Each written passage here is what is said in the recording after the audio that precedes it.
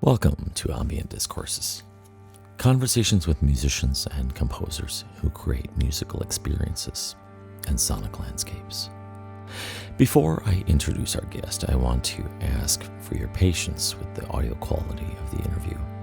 Byproducts of a few contributing factors, including network congestion, the video conferencing platform, and other factors out of my control.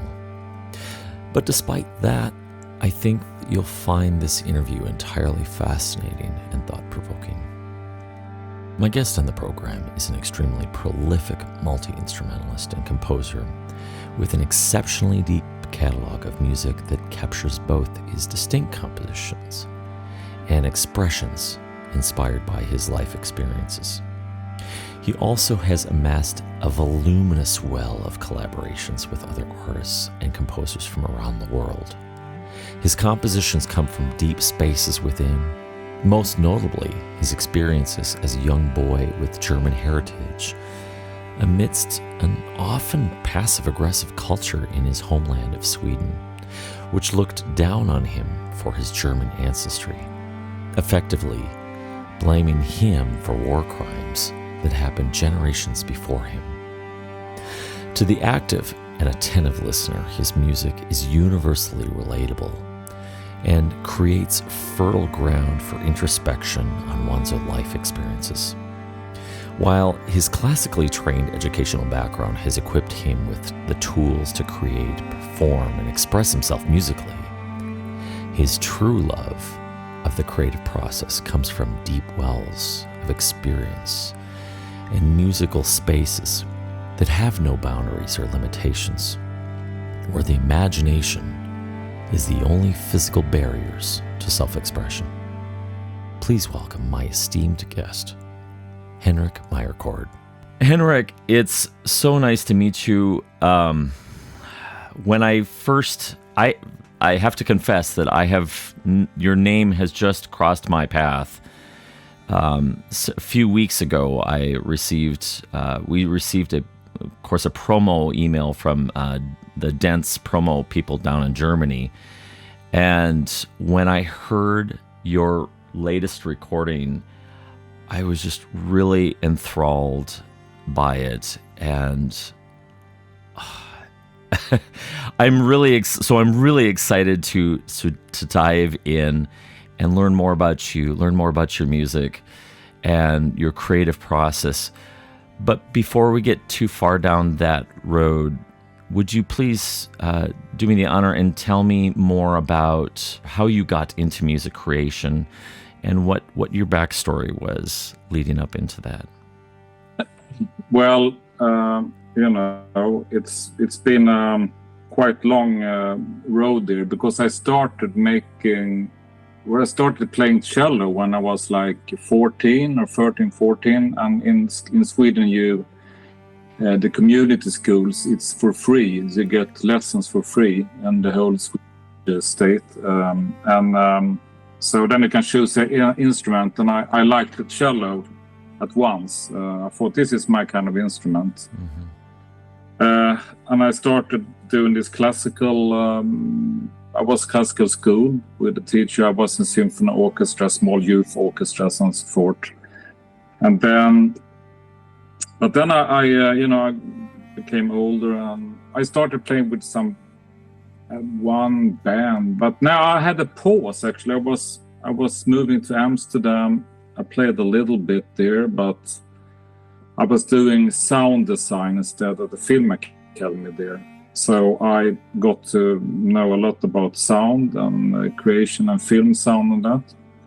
And then I had a pause. I didn't play that much, but then I went back to Sweden, and then I worked with television for about 10 years. And I saw the possibilities of putting layers together in the sound editing and the sound design for films and television. And it's almost the same kind of thinking, like how you make music, or my kind of music, to put layers together and create that it morphs and it gets something else. So after the 10 years of the television work, I became freelancer, And then I suddenly started to make a lot of music. I thought, why didn't I do this before? And I produced a lot of music, and I do that almost on a daily basis because it's like self-medication. Yeah, so I started making music, and I started also and I made a lot of things, and then I started playing with other artists, like also indie artists, like I was playing live, still playing live, and so I made a lot of live things and ambient neoclassical things too. Started with some labels, and then Ambientologist in Amsterdam, he contacted me, and we have made a lot of records, and we still do. Gonna have a new record coming later on this summer, and have a lot of other stuff, but I don't know if that was some kind, how I make music, that start. Perhaps you have a... I was listening to your latest release, Geschichten. Did I pronounce that correctly? Yeah, it's okay. Geschichten, yeah. Yeah, that album was so remarkable for me. I read a little bit about the history that came along with it in the press release, about history and family and the effects of war in multi-generations. And for me, it took me back to my childhood. I also share a Swedish and German heritage. My grandmother came over from Sweden, from Göteborg, in 1911. She just missed the Titanic, which for some reason they got delayed, and they took a later passage, the very next, I think it was the Lusitania. But your music had this way of conjuring up all these childhood memories and these pictures, and they were just very vivid for me. I was thinking about my grandma's icebox cookies that she would make, and when she would send me down to the liquor store to go get a bottle of 7-Up, or doing other things, and memories of family, and laced in there the various wars that different family members have been involved in. Take me into some of your memories and how that has affected you and in your expression in your album Geschichten. Yeah. Well, Geschichten is like, it's to have. I have the same. My mother is Swedish. My father is German. My father left Germany in the 60s. He met my mother, and we went there every year because to meet family, my Oma and all that, with my brother and sister. And there were a lot of people, older people then, and they are all dead now. But when we went there, they had all these stories. We went to, and my father told me, that happened there, and they, there were stories everywhere in the kitchens there, and we thought it was quite exciting because in Sweden it was not that. We have family, the Swedish family, but it's not that adventurous or exciting. It was more, German was funnier, and went there with this old Volvo car, and it's like. And in Sweden, to be a German can sometimes be tough because at school you were like, "Oh, you're a German, you're a Nazi," and all that, Oh, yeah. Not everybody, but the Swedish people can sometimes be a bit vague in that sense.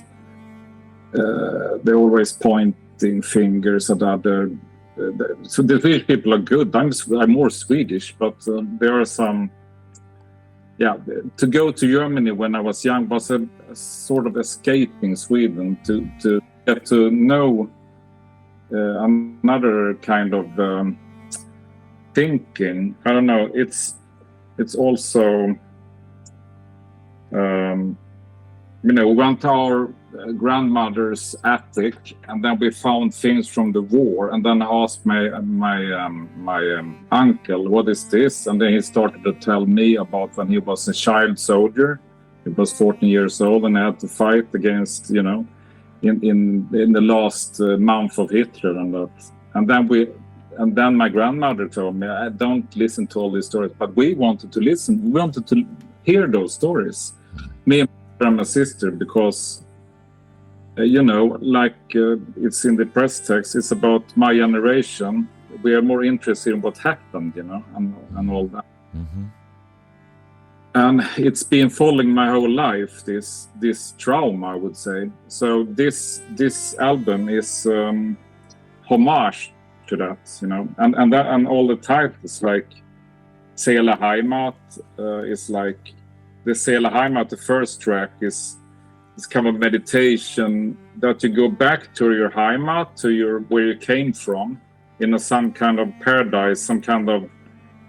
You're proud of it. You're proud of that landscape and the country where you come from, and you feel you're in harmony. Mm-hmm. So even what happened, all these horrible things.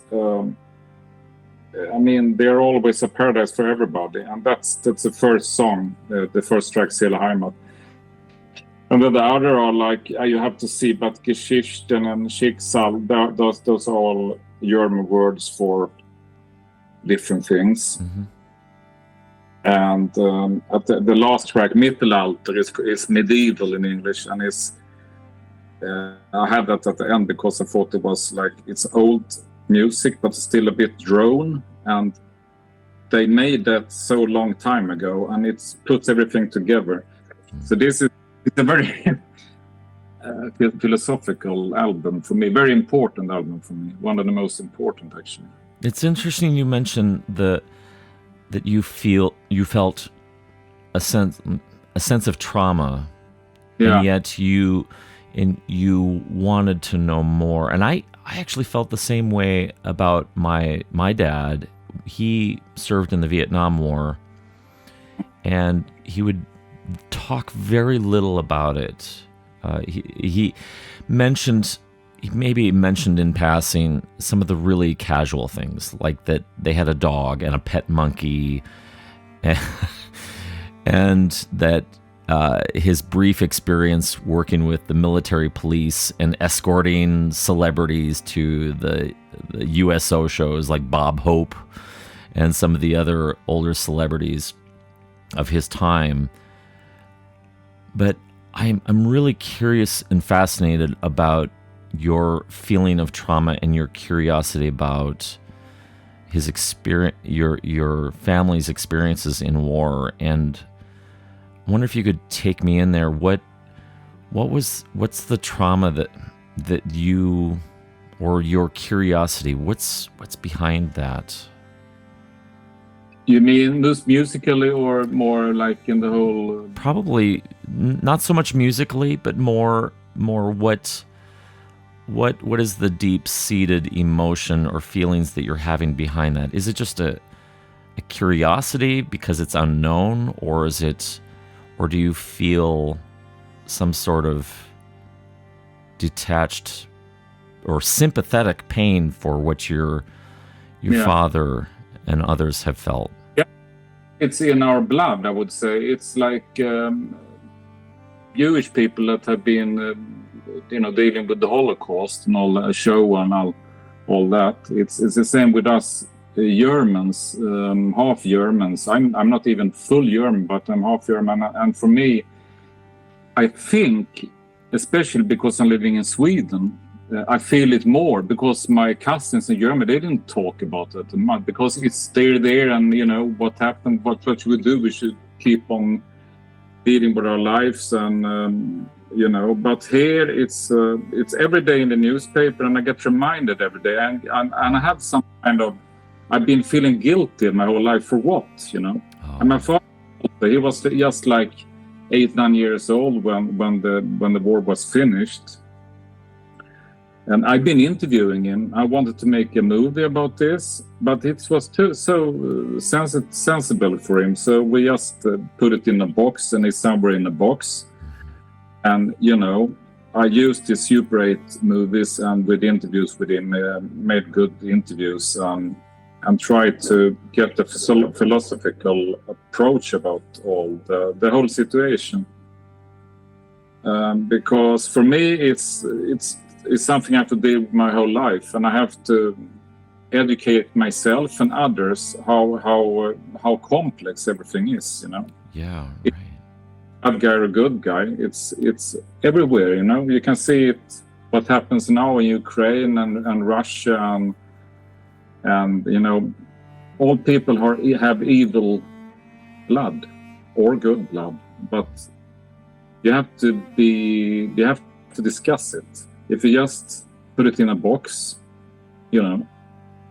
So, but it's fascinating, you know. I'm reading a lot about and watching. About my family, we don't have a good connection with the family in Europe because the one that experienced the war and fought, they're too old, they're dead.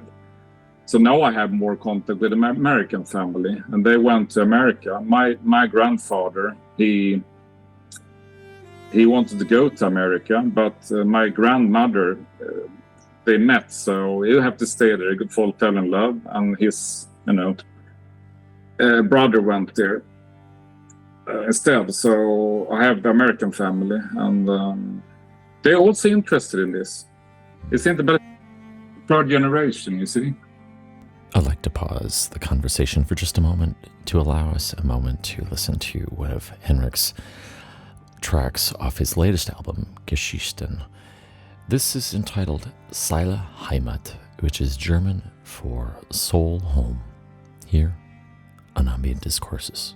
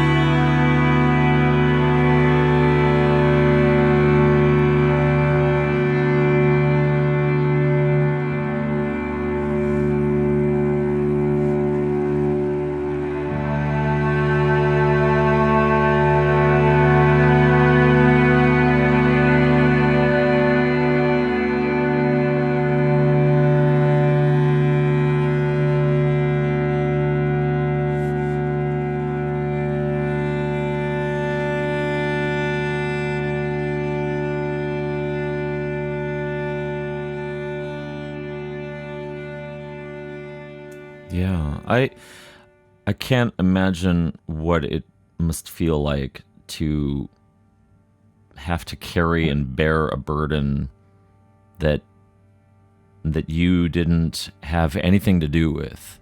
No. And essentially bearing the burden of your heritage and not anything that you were at all responsible for. Yeah. Were there things in your life that, besides the probing and asking questions of family members, were there other things that you really clung to help you cope through that? How do you mean? One more. Were there things that helped you process through the stereotypes, things that helped you process through the accusations, the baseless accusations about connecting you to World War II? Yeah. You know, what sustained you through those years? No, but when I was very young, I couldn't. I was not strong enough, so they were like bullying me at school. So yeah, and then it started. This trauma started there at school. They put on the school bench. They could write like a swastika and all that. People doing that when I was very young. So for me, it's also a trauma from that time. But still today, when I'm old, I can hear Swedish people at workplaces or private or talking. That's the Germans did that. Then I say I'm half German, and they're like, oh. And so I still think that you have to educate people to remind them that it's complex, because. Yeah, but I don't know. And my grandfather, my mother's father, he helped Jewish people over from Denmark to Sweden. So I have both sides, I'm Right. So, but my sons, they don't talk about this. They love Germany, they love Berlin, they love German football and all that. And I think, he was a bad guy, but come on, don't deal with that. It's past. You don't have to deal with that. But I still deal with it. Right. But I think I grew up a bit, though. But, music, I can find some art methods to, I did the records. Yeah. And I think that, it shows just how deep of a reflection and deep of a meditation it was for you in the process of creating that album, because when I was talking with Robert Rich, he had talked about how the most purest and most universal elements that are relatable come from the deepest parts within inside of you. And to that end, I think that your latest album it's a remarkable expression of humanity, the complexity of mixed emotions like distrust and seeking harmony with your family's past and being able to move forward. What are the sorts of things that have you tapped into as your sources of inspiration, or things that you've made observations with and have created music as a result of that? You mean besides this project? Yeah. Besides the deep well of war trauma. For me, it's also because I'm a minor guy. Yeah, I like the more black keys or whatever. It's a lot of people tell me you should make more happy music, but then I hear from other people, you can use the anxiety, and I feel hope in that anxiety with the music. You know, I play the tones with the cello, or with the violin, or whatever I do, or with different effects. I try to find a morph in all that anxiety, so you get hope, not just there, because I'm a bit tired of music that's always happy and smiling. You know? Right. But inspiration is like, I travel a lot, but in Sweden we go a lot to the nature. So in the nature, the Swedish people meditate in the nature. We get relaxed in the nature. So I feel the organic vibes in the nature influences me a lot in making music. So the cello is also the wood, harsh tone. It's like a big, tree. Right. And an upcoming album I'm doing with a bass clarinetist. It's going to be a very interesting sound there. Yeah, bass clarinet. That is an instrument right there. That's such rich tone and So and also if I feel a bit depressed or have anxiety or feel low, when I start playing, I start to meditate. When I make music, I don't think like I'm gonna put this chord like this, or I'm gonna sound like that. No, I just start with in the most cases just with a drone with some good plate and a long tone, and then I add another one. Perhaps I pitch it down, and I add a long tail on that, and I made and then let's make a little melody there. Okay, that sounds good. Then I put the viola over that, and why not a double bass? Right. Here. Oh, beautiful. In a lot of cases, just when I'm quite finished, I put it on SoundCloud, because then the SoundCloud is good in that sense that you can get a lot of feedback, and people can, that's a nice, On that note about feedback and sharing music with the public and an audience, I've seen with all the different musicians that I've talked to, and they're all on their own continuum, right? Of some are still very on a more shallow end of their music creation, where they're concerned about their image, concerned about their self and how people respond, leaning towards people pleasing. And then of course you have on the further end of the spectrum a more deep well where it's really about self-expression and has little to do with the audience. What has your journey looked like?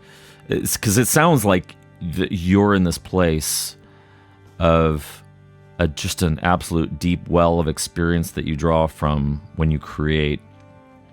What was your journey like, moving from probably a naive musician and creator to finding yourself in maturity and probably caring less about what the audience thinks?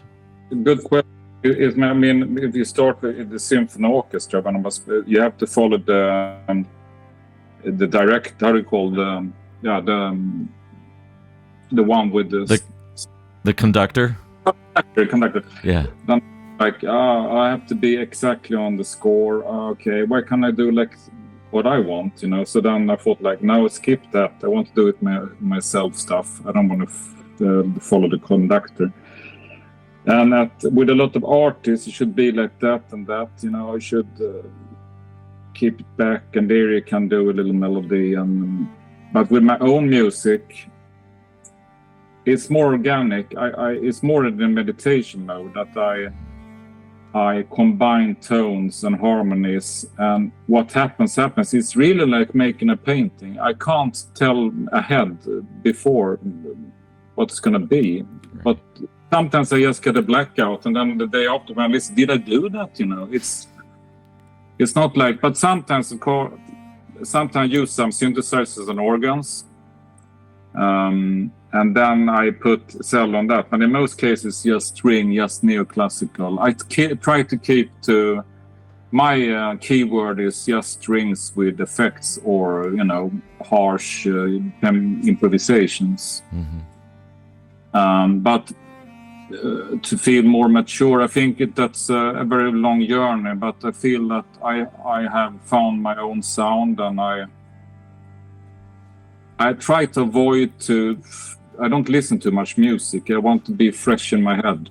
I listen more to birds in the forest, But of course, I have my favorite musicians. But we're gonna make that's an interesting project. I made some Arvo Pärt.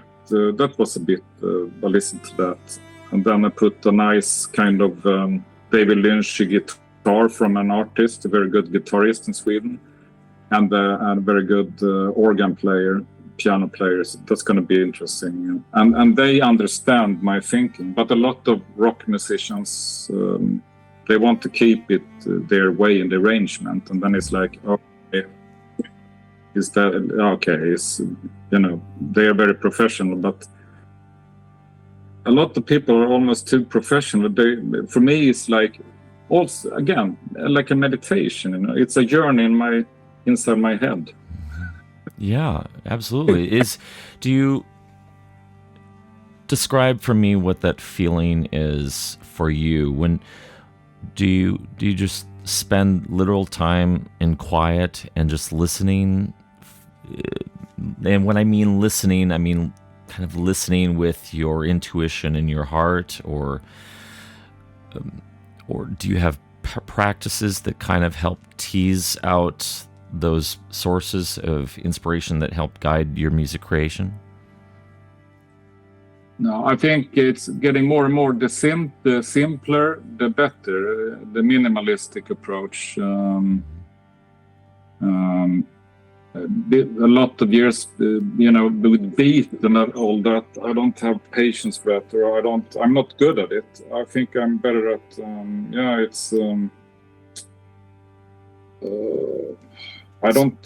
it just happens every time I make a track. So, but of course, for example, with Geschichten, Erinnerungen, I used a lot of plugins to make it like a tape recorder stuff, and I put in a lot of samples and old records scratched at the vinyl.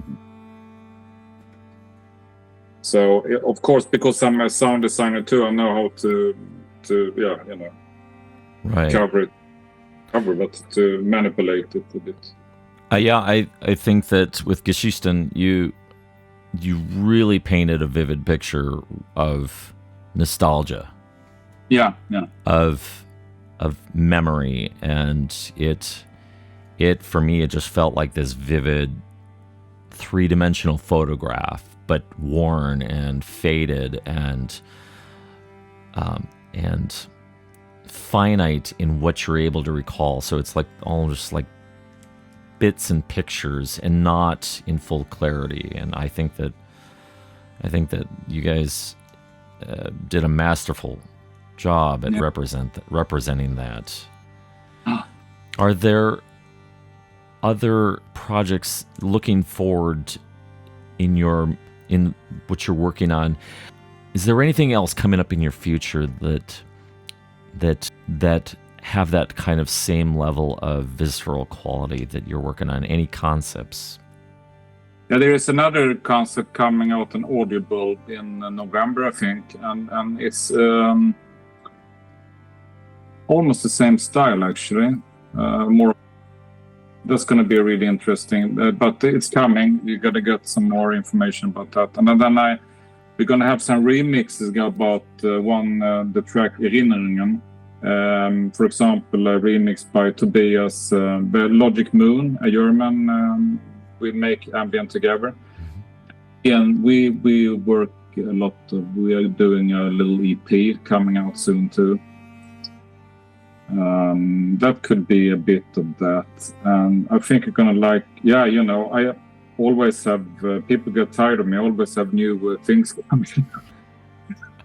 Actually, I don't grow tired of that at all. I have found absolute joy in new creations that are coming out that are unique and fresh and different takes on ideas in life.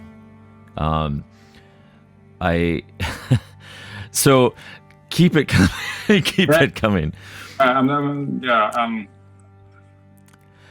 in January I have album 2 on White Labrax too. So Audible, White Labrax, Ambient Discourses, a lot of and actually that's quite funny because I worked with Sam Rosenthal in Portland with Project Records, and that was really nice co-work because kind of ambient and new age droney goth, with singing. John DeRosa was singing, and we made some stuff together too with his beautiful guitar, with his Apple Arctica. He's based in LA. So the more you do, the interesting people you work with, because you just, you release it, you self-release it, you have good labels, that are really good people that help you a lot, Audible was very helpful the recently. Yeah. Let's listen to another track from Henrik Meierkord's fantastic and transcendent release, Geschichten. This is entitled Zukunft, which means future, here on Ambient Discourses.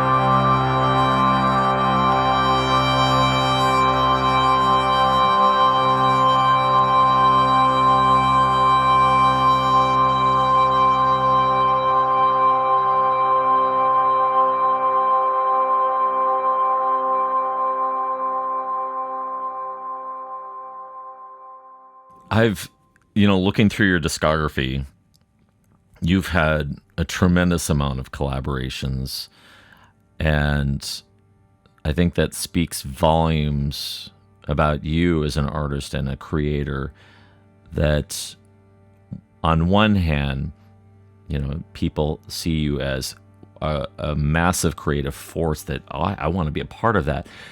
And on the other hand, there's this, how there's something beautiful about coming together with another person with their own perspectives, their own ideas, and finding that sort of musical conversation together to create a dialogue that could not have existed otherwise. What have been some of the collaborations that have left an indelible mark in your life and you walked away feeling like you changed? Okay, with a record or like a live thing, or doesn't matter if it was a recording or even a live performance. Were there collaborations that really changed you as a result of that? You mean happy or got the, oh, this is great, or no, or It doesn't matter. What I guess, to reframe the question, what collaborations really helped you grow as a human being, to see new perspectives, to grow in your musical vocabulary, and deepening that well of experience? Yeah, but for example, this bass clarinetist, I sent him a couple of tracks, and then after some months or some weeks, I got back his interpretation with this bass clarinet, and that there I thought like, this is really good. It has another depth because these are two real instruments. These are not synthesizers, and he really was feeling exactly the same thing that I wanted. The harsh wood instrument with this bass clarinet. And I have it with other artists also, a guitar player, Pelle Osler, I play with. We can feel each other instruments too, when you have this wow experience,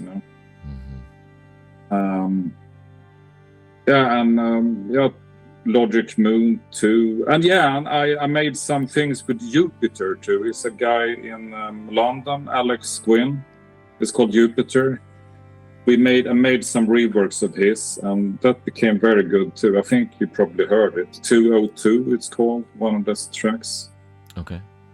And he uses a lot of synths, but we understand each other. A lot of, but it's a lot of less live things than the studio things. And sometimes you have days when you think like, why I'm doing this. This typical artist, down days, like I'm gonna quit, but why I'm doing this, Mm-hmm. I sit here talking to you and I think, that's not bad.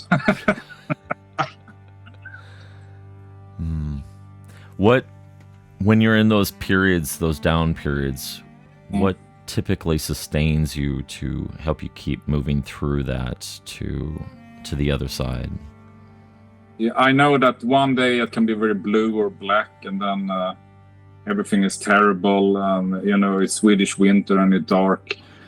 But then the day after, then I just, okay, let's try. I just start the computer. I start with a song. It's I can't stop. I'm unstoppable. No one can stop me. Take me through some of your collaborations. I know that for everyone it's a little unique. Do you have a particular musical vocabulary that you rely on when you're communicating with other musicians? How do you come up with that sort of common language? You mean how you should think, which artist or which genre or? I think when you're coming into the studio and you've had the initial dialogue or whatever when you're with whatever musician that you're collaborating with, do you lay some sort of groundwork or some sort of or do you have a vocabulary that you to help set the scene? It's depending. Some artists, when I provide, for example, if I provide the artist with strings, I give them everything. I give them a full mix, a string mix, everything dry or everything wet, different layers. Like I give them everything so they can puzzle around with it and create something of it and remove what I don't like. But sometimes it's just a minimal feeling, and then they don't get them that many layers. But since the pandemic, we've been shuffling files and mailing files and all that. Yeah, it's really changed. And you get the feeling, you get the tone or harmony you like, and you keep on processing that or recording other things. And with Logic Moon and me, we do a lot of things, and then he tells me, I put on a new solo, and I do that, and I send it, and then he mixes it. And yeah, it would be interesting to start a project just with a very, very minimal string thing, and that the other part could more or less be more improvisating. So would you say your music creation process is really kind of almost like an experimental painting, where you're like you initially put just that first stroke out there, and do you just kind of roll with it? And in my own productions or the more ambient, but if an artist sends me I should add strings on it. I'm not, if they want that perfect symphony cellist, they should ask someone else. By the drone, I give them drones, I give them layers, I give them with effects, and I try to make it a bit of mine style, but they can always remove things if they think it's too much. But I want to color it a bit. If they want exactly, it should be like the pop strings, then I would really want money for it, or someone else. Money for the pain. And I've done projects where this is kind of okay. This track, I don't know about that. I do it, and I get a couple of bucks for it, Right. And then I remove the original track, and I might spring so much. Terrible. Well, I mean, you have to remain true to yourself. I mean, we obviously have our preferences, and I'm probably similar, on some respects where, all right, yeah, there's a million examples of that pop tune with the orchestra parts or whatever it may be, and I think it's much more interesting to give yourself that wide open landscape to just explore and try different things. When you're creating, I know that in terms of the creation process, there's a continuum of some people that tend to be more mechanical and scientific, and others tend to be more intuitive and kind of trusting gut instinct and don't really care necessarily about structure. Where do you find yourself on that continuum? Well, the continuum, you need some kind of arrangement. It's depending on the track, but right. If you add things to it, it's first of all, you have to stay in pitch and all that. So I'm getting better and better. It's always. But in the beginning, when I was a couple of years ago, I always used the pitch control. But I don't use that anymore because I think I have a good pitch and I like it. The nerve is that all this AI and all. I don't know how you say it in English, but the nerve, all the human being, everything that happens, all the noises from the cello or the viola or what happens in a live scene, that's the human being, the nerves, what happens, So that's the tone, but the arrangement, of course, you have to go back when a guy is singing, or have to stay in. Right. With all the tools and technologies that evolving in the music industry, there's a lot of wonderful tools and some questionable tools that help us really get the ideas out quickly out on the DAW in front of us, especially with the emergence of, say, artificial intelligence or AI. How do you feel about this new emerging technology, and what value and what hindrances do you think that it brings to us as musicians? What frightens me is that the problem with all these playlists on Spotify, or what it is, it's like on all these yoga playlists, how much is made by AI and how much is made by a human being. I mean, because sometimes I think the difference between yoga music, neoclassical music, or drone music is a bit vague, because the common people, the one that go to their offices and they go jogging, they listen to the yoga playlist, or they sit making yoga, but they don't care about the artist. They just want to get relaxed. Perhaps sometimes my music is too dissonant to get that mode, but in the most cases it is okay. But with all these, the people that don't care about, they just want to, it's more like a background music. I don't think they care if it's made by a computer or a human being. On the long term, they will. But the real connoisseurs, of course, it frightens me a bit. But on the other hand, it's been much easier to make music nowadays than it was before. When you had a sampler, you had to buy a sampler from AMU, American one, for a lot of money.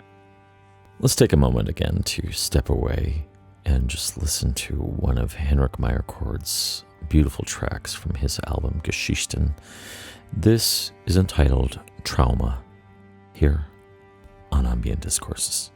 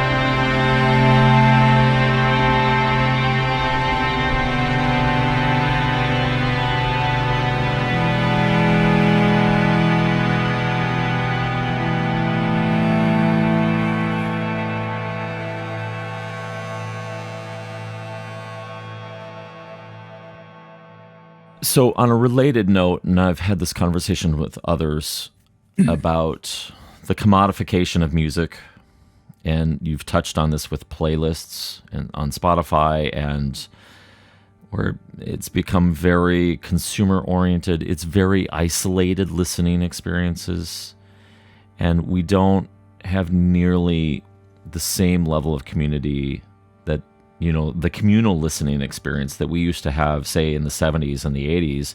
And even before that, you'd go out, as a kid. I remember going out and getting that record, and, you'd call your friends on the phone, the rotary dial back in the day, and, hey, I got the new record. You need to come over and check it out. And you'd have this communal listening experience. And I know that it's not necessarily better or worse with the, now you're able to listen to a vast swath of music on your own. Where do you see music going, and do you see a sort of another emerging way to return to that community-based listening experience? Yeah, I also remember when I went to the record shop, and you listen to the records, in fact, in the shop, and have this listening rooms. There he had this weekly Manie from Manie. I forced him to buy the latest Autobahn record from Kraftwerk and all that, in the... what's funny, with the real record, like getting the last Ultravox and listen to it stereo on the 80s. That was, then you listen from side 1 to side 2. It was like watching a movie from the beginning to the end. But now it's just fragmented everything. You don't get the whole picture. You don't know how the people that made the record thought. It's a dramaturgy. It's a drama from start to finish. But what I think is very positive nowadays, it's not the playlist, but there are a lot of nice people like you and all other radio stations, and people, they're making small radio shows and podcasts and on Mixcloud and helping to reach out for the connoisseurs, and those communities are great, Everybody. There's a bit of a parallel back in the 80s. In the punk music scene, you're lucky if you could get a dozen people to show up to your show, because it was so underground, it was so niche and avant-garde, and it was quite common. Like if you had a punk band and your friend had a punk band, you would, hey, come and open for me, or or whatever, and you would support each other. How do you feel that as modern day creators in the ambient and neoclassical scene, how do you see our role in supporting each other in community? Well, the musicians I work with, we support each other a lot, but the listeners, I don't know really about that. It would be great if we could arrange a big ambient festival or something. But let's do it. Yeah, let's do it. I'm just gonna play one time in the summer at a little ambient festival in Uppsala, but that's and then perhaps in the summertime too, an island in south of Sweden. But for the rest, But your question there, I mean, I like that. The nerds, the Bandcamp nerds and all, the bit of subcultural groups keep together, and we keep together in some kind of punk way, But the normal people, they don't know about this. Right. Do you think that there's... If I am on a radio show, if it's BBC or a little podcast, I always post it, because I'm very glad they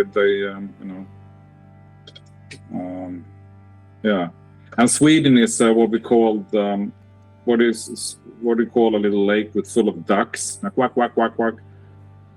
everybody like, oh, look at me in the little lake, you know. Everybody's everybody wants attention. So I think that my music fits more in Europe or in America, actually.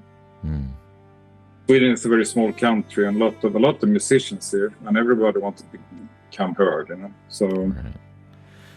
Yeah, it is a challenge these days in the music industry. There's such a massive amount of music to choose from, and there's no shortage of it. What sustains you and what guides you? Do you have any core principles that kind of help you stay true to what you feel like your purpose is in creating art and expressing yourself? Yeah, you know,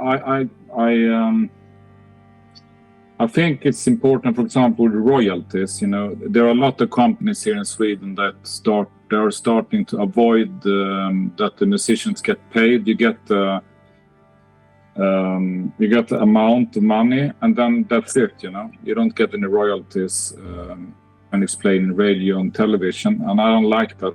I think I know traditional values that everybody should be paid for it. And what I mean by that, I think it's the art. It's like art, you know. You should be proud, and even if it's not a lot of money, you should keep what you're doing and not become too commercial, and think about it's going to be a big hit. I'm glad if it's streamed, but it's not. I still want to. I prefer to have a normal job than I make my music instead of going into the music industry for real, you know, because then you're losing it. Right. It's not punk then. It should be a bit underground, you know. It should, and I think you're right. I think that the music comes across a lot more genuine and more sincere. Because you can almost tell when someone is really reaching and trying to, like the spa music. I have no problem with the spa type of ambient music. You know, there's a place for it, but you can tell when someone is really reaching to appease a certain audience, and when it's not from the deep spaces within yourself. Because you've got such a prolific career and so many amazing releases, and the ones that I've had the time to listen to, and when I say listen, I mean an active, deep listening experience, because I really listen for the details and the textures and the nuances. Do you have any advice for all of the newer artists that are starting out and they're still trying to find their voice, and we have so many things that are competing for our attention, you know, trying to have your presence on social media to be an influencer, or to striving so hard for streams and likes and whatnot. What do you have some advice for all the newer artists that are just starting out? Yeah, you know, to proceed, to be proud of what you do, and don't make it too complex. And I always think that it's better to combine, but as I'm instrumentalist, so I like to combine synthesize with real instruments. But with the playlist, you know, you need if you make a new record that is becoming good, it can be a low budget album. But if it's good, there are labels that can be good ambassadors of it. So you know, it's I still have a long journey. You know, I'm gonna continue my whole life, and that's what it's about. You know, it's not like you start here and finish here.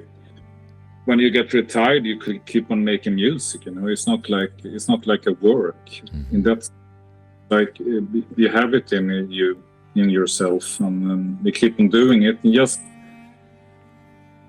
keep on doing it. A lot of people will think that you are too making too many posts and making too many albums and all that. You should do what you want yourself, you know. Yeah, and I do. Yeah, be true to yourself. Yeah. Yeah. Sometimes it's good with a vacation too, but. You're right, because sometimes you do need that space to just think and to observe and not say anything. It's like the old adage: you have 2 ears, 1 mouth. Respect the ratio accordingly. Yeah. I'm gonna combine. We're gonna go to Italy now. First in the north in Firenze. There, I'm gonna meet Marco Billy Jargona. We made a compilation together too, on Project Records. He's an Italian ambient musician. And I'm gonna meet Marco Lucci in Modena. We made a lot of records too. He's a great guy, you know, mellotron player. And then I round it up. I'm taking my whole family with me too, so we're going to stay at their summer houses and tents and stuff. And then we go to Sicily to meet Pavel Kobak, a friend of mine. He's living here, but it's a summer house. He makes ambient and house music. So that's going to be that vacation. I've been so surprised by how many ambient musicians there are in Italy. Yeah, it's amazing. My catalog of all the music that we've received between independent submissions and all of the record labels that have been sending the promotional copies and whatnot, I haven't figured out what the percentage is yet, but I would argue that maybe about at least 20 to 25% of my ambient music is from Italians. It's amazing. What do you think? Do you think that there's to avoid stereotypes, do you think that there is an influence of one's homeland and the music that they create? Do you think that there's a connection there? Well, Italy, I think they compared with Spain, but on the other hand, I was working with one Greek composer in Athens. We made some stuff together too. They also. But I'm surprised that there are not more Spanish ambient musicians. Really weird. There is this Pepo Galan, I think he's from Spain, or he's living in New York. But Italy has also got another kind of background. They had all the Bandalamenti, and they had a lot of film composers too. They have another tradition in that. And the Germans are quite good in the Kraut things too, Kraftwerk and Neu and Popol Vuh and Berlin, some of the Berlin school influences. Yep. So it could be perhaps something with, but Spain had a Franco too. They had fascists too, and Germany had Hitler, and Italy had Mussolini. I don't know, or if they have the rough history, so they make this music. I mean, the Swedes in Sweden, everything is perfect, more or less.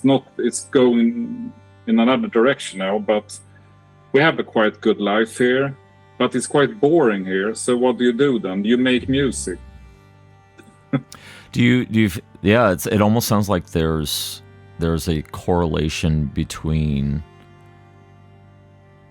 suffering and maybe suffering sounds extreme, but a connection between adversity and the depth of music that comes out of that.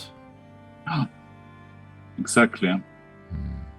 Because if you had a very beautiful, if you could look out and see some beautiful landscape, or I don't know if I would, perhaps I prefer this old wall I have from a house here, if I was in an industry area, that you get, I don't know. The English are also good at music, I've got one last track here from Henrik Meierkord's masterpiece, Geschichten, and this track is entitled Manie, which is German for mania, here on Ambient Discourses.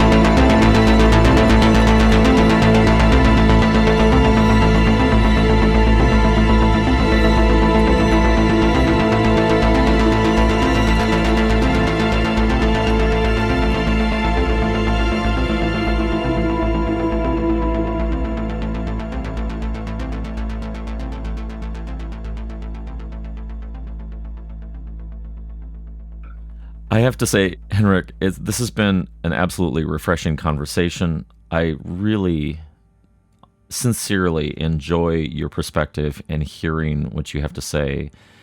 And Thank you. I really look forward to hearing more music from you, because you've clearly got a pulse on some of the deeper spaces that we experience in humanity.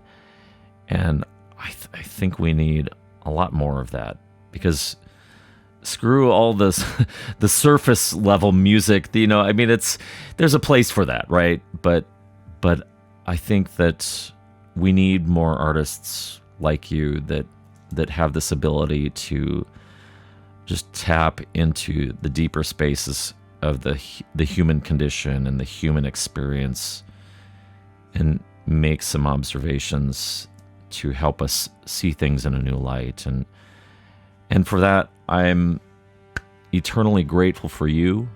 I'm grateful for the music that you've created, and of course to Audiobulb Records and Ed Bendorf of Dance Promotions for sending your material our way and introducing us to you.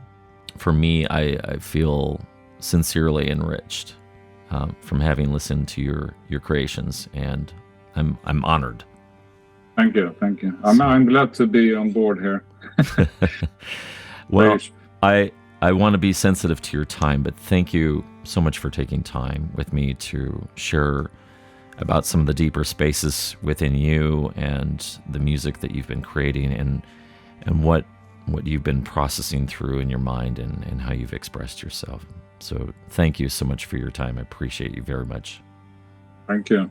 Now I think I get a lot of other things I would say, but I think you have a lot. I think one important thing is that you should, when you make music, there are no rules. The punk thing, there are no rules. People that going to education at the music high school here in Stockholm, they are very, very snobbish in that way. It has to be perfect, but they play perfect, but sometimes they don't play. They are in the box.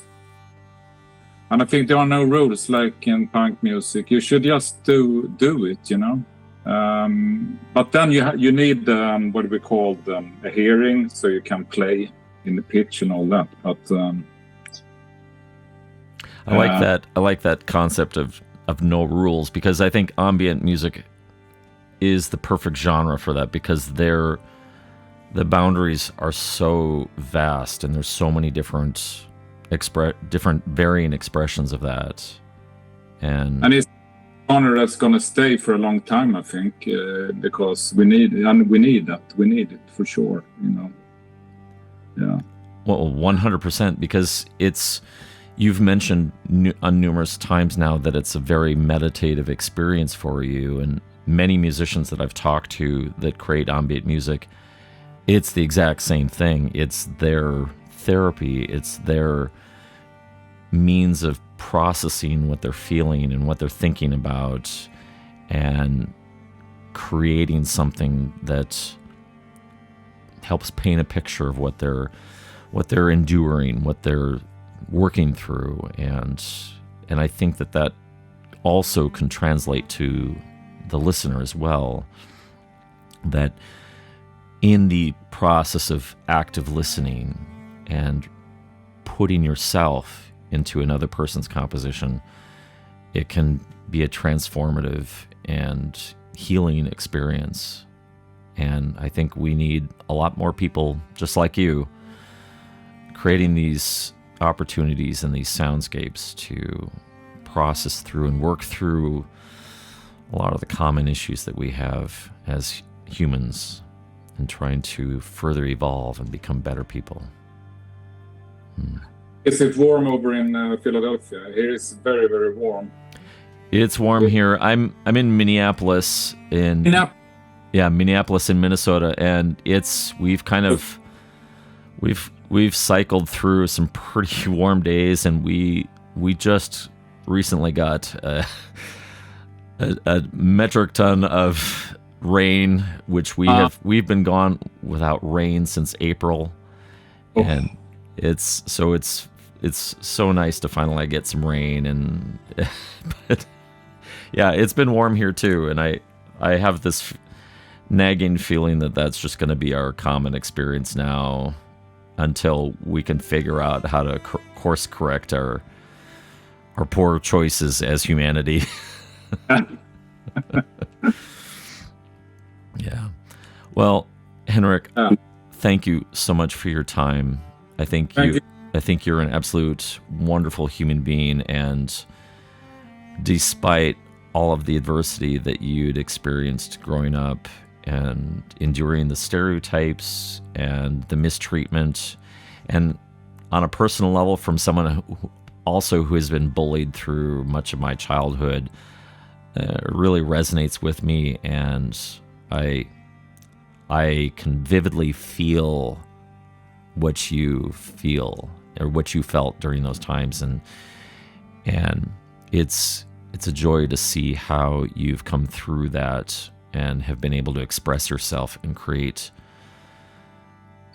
things that transcend your suffering through adolescence, and to create something that, quite honestly, it's like planting stuff in shit and seeing something absolutely beautiful come from it. And even if it expresses itself like a dark black rose, it's still beautiful in and of itself, and fragrant, and I need with this album, because I realize now that this is quite. I dare to do it. I'm gonna show the world what I feel, and I feel it with this because this is a very personal, album. And I just did it. It's there. It's online, and if I get money, I will do it on a vinyl. Who knows? If you issue a vinyl, I'm gonna be first in line, because it was such a beautiful album, and chef's kiss, as they say. And I just really appreciate the deep thought that you put into it, and I think that makes it absolutely and universally relatable, regardless of what culture you may come from or what country you live in. And I think on that note, you've got an album right there that's just universally something that people can connect to. Thanks. So it glads. Yeah. Well, I will let you go. Thank you so much for your time, Henrik, and you're a gem of a human being, and I hope to maybe even someday cross paths with you and have a conversation again. And if you're in Stockholm, you have a room here, or a bed, or a sofa. We have the family here, but you can stay at the sofa. Well, you have a place at our table if you ever find yourself in Minnesota, which is practically like Sweden, but maybe a little bit warmer. Family in Illinois, in Lake on Chicago there. Peoria. Yeah, Peoria, there. Illinois. Yep. Is far away to your place, or no? Illinois, from the Chicago area, it's probably a 7 to 9 hour drive, depending upon how fast you drive. If you drive like you're on the Autobahn, then you'll probably be here in 6. But I drive like medium fast. Yeah, probably 7 to 8 hours. But yeah, it's not that far away. And if you do find yourself in Chicago, hey, look me up, and I will make the drive to Chicago, and I'll treat you to lunch. And I keep in Europe because I have a lot of friends here too. So better. Yeah. Well, thank you, Henrik, for your time. I appreciate you very much. And it was really fun. Thanks. You have yourself a splendid vacation, your holiday time, and enjoy your week. Thank you so much again for your time. Thank you. All right. Bye now. My sincere thanks and gratitude to Henrik Meierkord for his time and his conversation, for taking time to share from the deep spaces within himself and to kind of build a little community. My thanks also goes out to Audiobulb Records, as well as to Ed Bedendorf of Dense Promotions. thank you for the hookup and for exposing us to another gem of a human being out there in the cosmos. I'm really grateful for this opportunity because this has become for me another touchstone moment in my life when you meet someone from very far away, from the other side of the planet, and despite the geographical distances, the similarities and the commonalities in our human experience are palpable. And from that comes a deeper appreciation and a deeper sense of understanding with other people that, despite the external packaging, despite the external differences, deep down, there is a common human thread that we all can find our connection to, the common human experience. Well, I look forward to more conversations and like this in the future, and thank you for your time. Thank you for listening to Ambient Discourses, conversations with musicians and composers who create musical experiences and sonic landscapes. Until next time, we'll see you later.